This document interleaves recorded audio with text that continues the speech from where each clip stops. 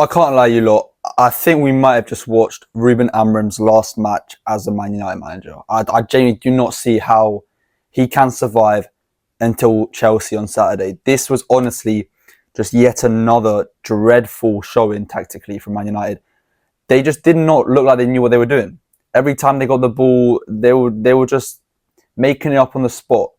It was just not fluid at all. It was just not predetermined at all. There was no intent behind any action that Man United did. Man City just completely nullified their midfield. And when you win the midfield battle against a team like Man United, who don't have the best defence and also don't have the best attack, you're going to win the game. And that's what they did.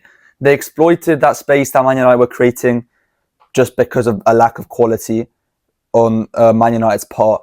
And like I said, they exploited that. And Haaland, I mean, when you put Haaland in these positions in space, he's not missing, bro.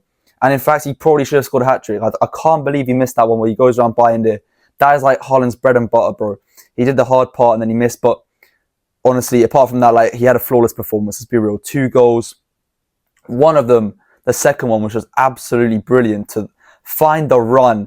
Even though, you know, he would be offside if he was in Man United's half. He sees that, yes, he's in front of the defenders, but he's in his own half, shouts at Bernardo Silva, who reads it brilliantly, plays in the ball over top, and he's just through. And it's like Haaland is so good at one-on-ones. You just never doubt him. And honestly, I had not one single bone in my body that was thinking, okay, Haaland might not score this. I did not doubt it one bit. He takes that one extra touch to the left to set himself up and rolls it past behind it. And that was game. First half, I think, was probably somewhat more competitive than the second, even though United probably had more shots in the second half. I just think, I mean, the scoreline spoke for itself. It was only 1-0. Even though Man City were the better side, the goal was just completely carving through Man United's defence. Luke Shaw just absolutely caught lacking by Doku. Skips past him. First cross blocked. Second one goes in. And United, for some reason, even after the first cross was blocked, still just did not get in shape, did not get in the position they had to be. And Foden, the only man really in a dangerous position, was just open in the centre of the box. And it's a great header, but should he have really had that space? No, he shouldn't have. And it's just, bro, it was really, really poor from Man United. And again, bro, it's just on Amorim. Like, I'm not even a United fan. I'm a Chelsea fan. I hope this guy stays for our match on Saturday. But I just don't think he will, because, like, how can the directors look at this and just continue to put up with it? He again did not start Man U and didn't even bring him on until the 60th minute. He was probably United's best player, maybe apart from Bruno when he came on. He was the only guy winning the ball back, bringing it forward, looking semi-dangerous. But mate, United was so wasteful. In that second half, bro, you had a Mbeumo tap-in, which, okay, look, yeah, Diallo pretty much slaps it in at full speed. It's hard for him to react quick enough. But, I mean, he's still got the whole goal in front of him. Then literally seconds after that, the corner after, Casemiro's got another tap and you think he's offside. He's not even offside. That makes it worse. And again, just not awake, just not on his toes, and he just doesn't expect it from Bruno. And then again, a bit after that, Dorgu finds himself in a good position in the box from a pass from Man U, I think, or a cross from Man U. He just messes it up. It's on his weak foot, to be fair, but like, he should be doing better from there. But anyways, why are we even focusing on that? Man United got completely outplayed today. It was sad to see. Like, I wanted to see a fiery Manchester derby. I wanted to see a Man United that were fired up. I wanted to see a Man City that were fired up. I wanted to see two teams who were out of form. Let's be real, because they were both out of form. Man City actually had less points than United coming into this game. I wanted to see these two teams who got so much to prove go at it. And I wanted to see a dogfight. Whoever wins, whoever loses, I just wanted to see a dogfight. It was not a dogfight, bro. It was like a German Shepherd with rabies against a duck who's missing a leg.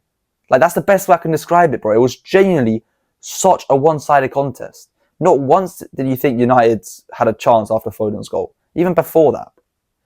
Šeško again, just like not managing to get involved. Like, I don't know, I genuinely don't care. You can blame it on the wingers, Diallo, who had a poor game. You can blame it on the wing-backs, Dorgu. You can blame it on whoever you want to blame it on. But like, he is not getting involved. Some way or another, it could be Šeško's fault. It could be the winger's fault.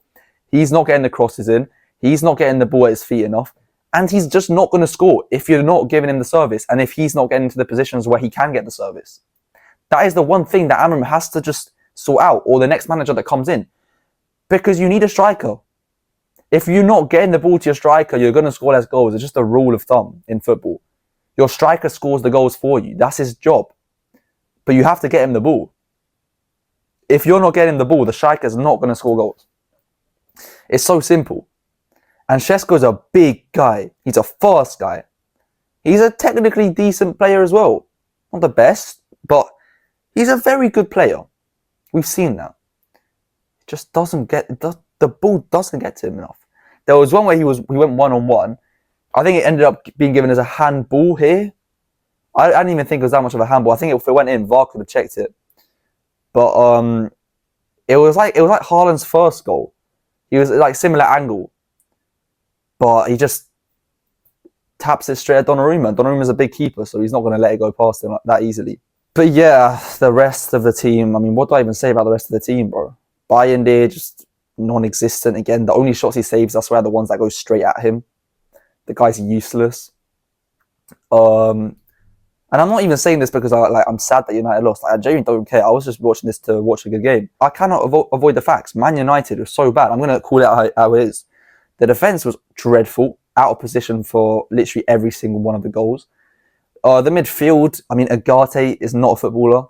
I'm sorry. Bruno was decent today, making some good passes over the top, but no real X factor from him. And yeah, who else? I think Dorgu had a bad game. I think Diallo had a bad game. Obviously, Šeško just didn't get the ball. Now let's talk a bit more about City, though. I mean, City needed this win at home against United. 2 games lost in a row. They needed to win. And they did. Haaland, obviously, what a player, bro. Best striker in the league. Alexander Isak's going to have to do bits for Liverpool to even try and snatch Haaland's chain because he's running away with it right now. I thought Foden was decent. Still not looking like his best, but good to see him get a goal. Maybe he can build some confidence off that. Also good to see him start as well. I thought Bernardo Silva was decent, although, I mean, he just doesn't look as good as he used to be. That's normal, but I don't know. I thought Man City's defence was probably even more solid than the attack. I think the attack was a bit wasteful at times. I mean, obviously they were still good. They scored 3 goals, but I thought there were some chances that especially Haaland could have put away more. But yeah, on the defence, I thought Donnarumma was really good, saved everything he had to save. There was some shots from Mbeumo and Šeško that weren't the easiest, especially that one from Mbeumo where he volleyed it with his back to goal pretty much. It was a good save, and obviously the Šeško one-on-one and the one from outside the box were good saves as well. I thought he was good. Even his distribution as well, which was his major concern, was decent. So he had a pretty good debut. Clean sheet as well. Can't complain. Ruben Dias was great. Just pretty much kept Šeško out of the game, didn't he? And Kusanov was good. Rodri was running the game in the midfield like he always does. Reinders was decent. And yeah, I don't even know if I'm missing anyone out, but that's pretty much my overall thoughts, bro. Man City getting business done. Amorim with yet another loss for Man United. It's just such a crazy situation. Any manager, and if Amorim, any manager like Amorim with this form at any other club would have been genuinely just ostracized, would have been expelled after 3 months. It's crazy how this club puts up with it. They're happy to buy and sell players after 1 year, after 2 years, but why are they so attached to this manager? Like, I get to an extent people saying, yeah, but just another manager coming in isn't guaranteed. You then need to buy their players and whole system and all that stuff. I'm sorry, most managers don't have this like specific system that Amorim wants to play. Amorim's system is so like one-dimensional. There's no room for any sort of adaptation. I'm telling you right now, you bring in a Glasner, an Iraola, any manager with some sort of tactical knowledge and nuance will come in here and he'll figure out a way to play Mbeumo, who's a very good player, in a good position in their system. He'll figure out how to include Cunha and Šeško. He'll figure out how to include Mainu. That's the one thing, bro. That's what everybody's been saying. If Mainu doesn't fit in your system, Mainu's not the problem, the system is. And it's so obvious. It just is. It's not a case for me. If I was a Man United fan, I would not care about starting over again. As a Chelsea fan, we've been through this. You know, Potter was in, and we were expecting to have him for he was on a 5-year contract or something. We were expecting to have him for the foreseeable future.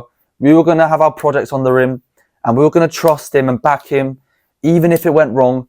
But it didn't just go wrong. It was absolutely detrimental to our club. We didn't get Europe. We were no longer seen as a top destination for a lot of major players. And we had to let him go. And then we brought in Pochettino, and then we go back into Europe, and now there's stability again. Sometimes you just need to make executive decisions when you notice that they have to be done. If you keep Amorim for the end of the season, you've given him an extra season, you're going to finish outside of European spots. That's a given. You may even finish in the bottom half. Now, what do you do then? What do you do then when it's been another season where you're not getting Europe next year? Your best players are getting 1 year older, Bruno and Bomo. All these guys, your best players are getting 1 year older. Mainu's unhappy because he hasn't been playing. These guys want to leave. Who wants to join you? Who actually wants to join you? It's Man United. There's always going to be players who want to join. But who is going to want to join you that's going to raise your level? You're running out of time, Man United. This has to be a season where you bounce back. Chelsea, after our dreadful season of 22-23, finishing 12th, and I'm not trying to make it seem as if it was a complete equivalent situation. But after our horrid season, where we didn't qualify for Europe the next year, we bounced back, bro. We sacked the manager, brought a more proven manager in the who's been proven in the Premier League. Yes, it wasn't perfect. It even looked like it was going wrong at the start. We just stuck with it for one full season, and eventually stability came after around a month or a few months. Because if you remember, yeah, we were like around 10th in the league for most of the season, but we were always like 3-4 points off top 6. And it was just as soon as we could maybe get a win to get into that top 6, we wouldn't win. But then right at the end, we just went on a great streak and that got us in. But look, I know I'm not saying now because, we gave Pochettino a full season, that means give Amorim a full season. No, you've seen enough from Amorim now. Because Amorim came in from Ten Hag earlier on in the season, in like November, to get you lot into Europe. Did the opposite. He just literally completely brought you down the table. If Pochettino had come in for Potter as an interim, or not even for Potter, if Potter had stayed for that full season, and we didn't sack him halfway through the season, and he got us 12th, I would not be saying, give him a full season next season, bro. I wouldn't be saying that. If Amorim just got hired in summer, completely different situation, then you can give him a full season, and there's no problem with that. But, bro, you've seen enough, surely. It's been almost a whole 365 days. It can't go on like this, can it? It can't. It can't, but it will if you continue with this guy. And look, I'm just saying that as a pretty neutral guy in the situation. In fact, I want Amorim to stay because I like seeing United do badly. I mean, I don't like United that much. Like, I feel a bit pity of them. I acknowledge it's one of the biggest clubs in the world, in England, probably the biggest club. And I don't hate United, don't get me wrong, but they are our rivals. I don't have a soft spot for them necessarily. I don't secretly support them, but I'm just speaking the truth. I'm speaking my opinion. And that's why I compare it to Chelsea, because I'm trying to put myself in United fans' heads, but I can't comprehend how there's not more outrage over this guy. I know this video is just completely turned into an Amorim video, not on the game, but bro, United fans need to hear me out on this. Anyways, you lot comment down below what you think of Amorim. If you're a United fan, let me know your thoughts, because obviously your thoughts mean more than mine. If you're a neutral as well, comment down your thoughts on the game. City fans, comment your thoughts. Where do you think you're going to finish this season? Obviously, a bit of an inconsistent start, but today was a very positive performance from you lot. And yeah, like and subscribe, and I'll see you lot in a bit.